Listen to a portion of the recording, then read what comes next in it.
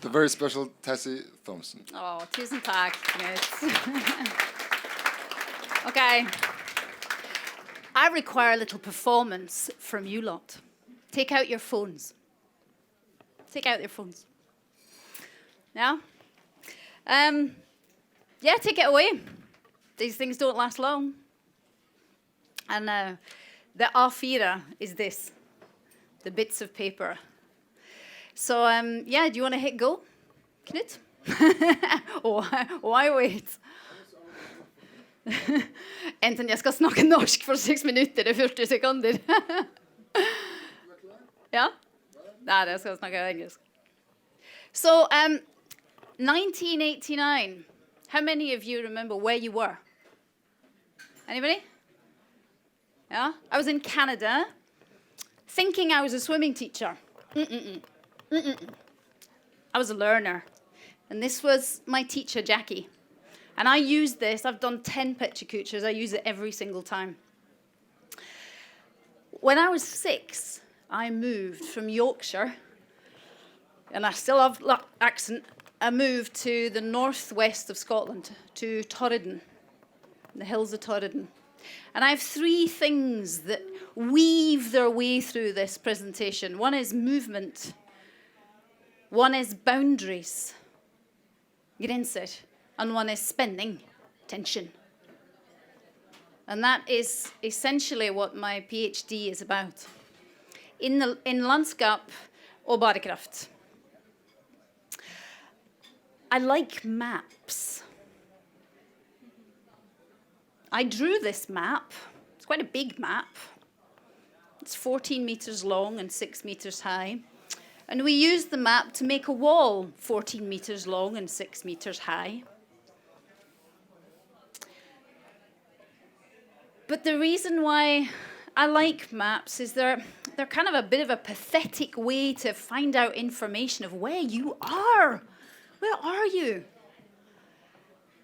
And I moved from making sculpture in public places to thinking we don't know more things.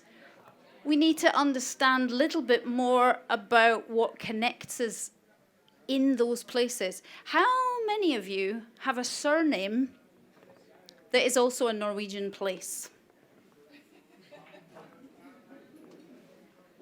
Norwegians are really unusual around the world that most of you are connected to your landscape, even through your name.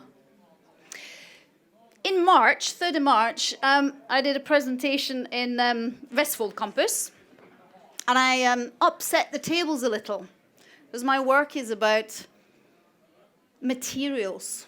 I am a sculptor. I trained in sculpture. And 10 days later, nature upset the whole world. And quite rightly, is my opinion. It's about time. This is my teacher in life. He's now 10, sitting in a hotel somewhere down the road.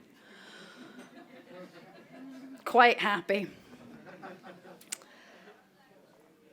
It's about a relationship with learning and teaching, not just from humans, but from this stuff. From those very hills, stones, moss, river, everything that is inside that map. It is just such a pathetic excuse for information. So my interest is in using a methodology called deep mapping. I love all sorts of equipment, technology, tradition, craft. I'll use anything. I'm really not bothered. At the moment, and I will be finding Veronica, because I live in Kongsberg, I'm looking at using data, which is why I asked you to pick up your phones. 5 mega corporations in the world, first 5, own our data.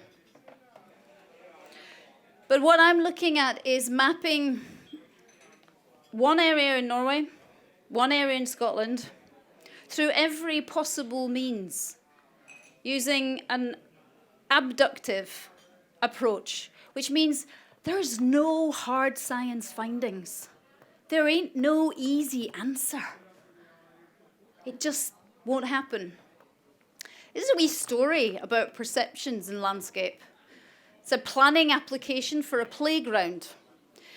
I am a play designer and I consulted on this. And the planner wanted to know where was the cut and fill. And I said, there isn't any. It's already a playground. Why do you need to cut and fill it? The perception was a playground needed to be flat. So beware of our perceptions, where we start from. I love stuff. I am a maker. This is wool and wax. So often I let the materials talk to me. They teach me. So if you're interested in a bit of the philosophy that I'm looking at, I would advise you or maybe recommend that you go and read some Jane Bennett. Wonderful stuff on materials. I'm interested in risk because the whole world desperately wants assurance. Yes, there's going to be a vaccine. Wow. And now I know it's the 17th slide.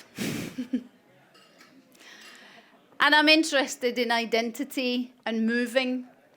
My son moved from Scotland to Norway, the same age as I moved from England to Scotland. And it will shape him. For good, for better. We miss bestemor, but we are shaped. This is just down the road. Locals will know it well. And I'm interested in how the elements, materials that are non-human, more than human, shape us. Because they do. Look at us. The whole world shaped by a bunch of, viral sort of crones. And I'm really interested in, that was a wee picture of sunflowers, and my husband collecting the sunflowers at the end of the year, the sunflower seeds. Great source of vitamin E, by the way.